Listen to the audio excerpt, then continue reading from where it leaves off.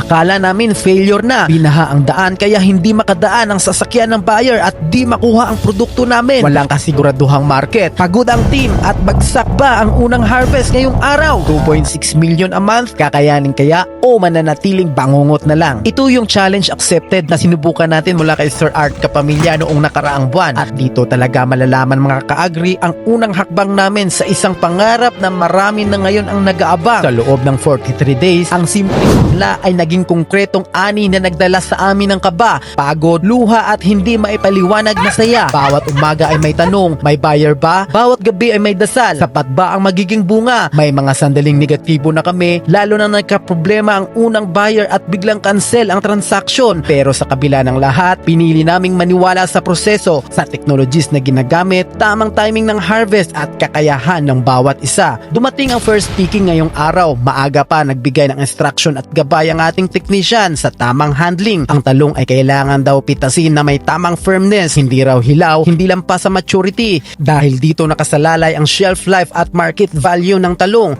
At ngayon handa na ang buong team. Sa unang sabak pa lang ay nagpitas na. Napansin namin na mas mabigat ang mas uniform ang bunga mula sa mga halamang maayos ang pruning at balance ang fertilization na ginawa namin dito. Maganda din ang fruit development at mas consistent ang laki. At dahil ito sa regular na drip irrigation na ginawa natin at kahit mabuhangin pa talaga ang lupa, ginawan pa din ng technician natin ang paraan ng solusyon ang ganitong kakulangan kaya mas makinis at mas makintab ang balat. At ng ating tikman, wow, napaka-juicy at manamis-tamis ang laman. Talagang napakasarap at juicy ng talong natin. Sana nga matikman nyo ito. At ito'y di namin inaasahan. Malaking tulong din ang sunod-sunod na ulan noong nakaraang linggo. Para sa mga hindi din nakakalam, ang tubig ulan ay may natural na nitrogen, sulfur at trace minerals para sa atmosphere na dagdag boosting sa ating pananim. 3 planters na ang unang nag-volunteer mag-harvest dahil inaasahan naming konti lang ang makukuha. Ngunit habang tumatagal, So, 4 lang kami ngayon nag-harvest. So, I think kakayanin natin to. napansin nilang marami palang nakatagong bunga sa ilalim ng mga dahon. Mabilis na puno ang sorting table na inakalang more or less 300 kilos lang ang kakayanin nito. Habang tumaas ang bilang, napalitan ng gulat ang kaba. Umabot sa 566 kilos ang total harvest. Halos doble po ito sa inaasahan natin mga ka-agri.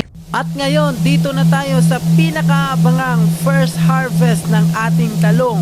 Ngayon, ang sandali ng katotohanan. Dito natin susukatin at haharapin kung ang mga numerong matagal na nating pinlano at pinangarap sa harvest ay magiging realidad na o mananatiling isang ilusyon lang.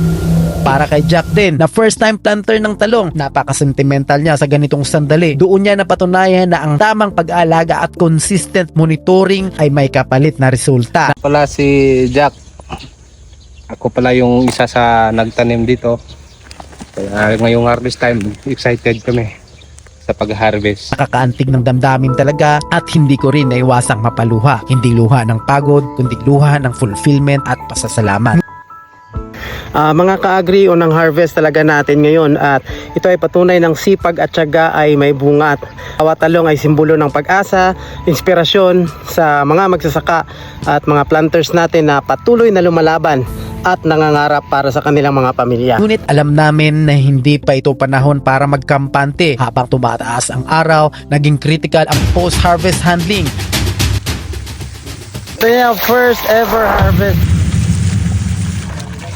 Mahugasan ni siya, kaya ikuan naman mura man nag-abog naman ko ni siya. Agad inilipat ang mga bunga sa consolidation area upang maiwasan ang moisture loss. Hinugasan ang mga talong para maging presentable sa market. Pinaghiwalay ang Class A, Class B at Class C dahil ang quality classification ay may kani-kanyang presyo at competitiveness. Bandang tanghali, dumating ang buyer at sobrang natuwa ang lahat dahil all in ang sinabi. Ibig sabihin, walang pili sa classification at mas mataas pa sa unang pinag-usapan ang presyo na binigay niya ngayon. Matapos ang walang tigil na hauling at packaging, na ikarga na ang bawat kahon ng mga talong sa kanyang sasakyan at sa huli, nagbigay na din ng pambayad si buyer. Sobrang sarap tanggapin pala ang bawat sentimong ibinigay na talagang bunga ng aming pagsisikap at lalong nagbigay sa amin ito ng inspirasyon. Umalis siyang may ngiti at hamon sa amin. Sana daw sa susunod, tunilada na ang ihahanda namin. Sa sandaling iyon, naramdaman namin ang tunay na tagumpay. Hindi lang dahil sa kita, kundi dahil sa tiwala. Ngayon ay paakyat ang production cycle ng talong. Every 4 days ang peaking interval nito at habang tumatagal ay mas dumarami pa ang kilo hanggang sa peak stage ng harvest. Hindi pa namin talaga inilalabas ang eksaktong projection. Gusto naming manatiling realistic at data-driven, pero isa lang ang sigurado, umabot pa tayo ngayon mga ka-agri sa 5 digits kahit papano. Mga ka-agri, hindi ito kwento ng pagyayabang. Ito ay paanyaya sa growth at pagtutulungan nating maging produktibo. Ang layunin ay hindi lang kita kundi trabaho para sa mga tao,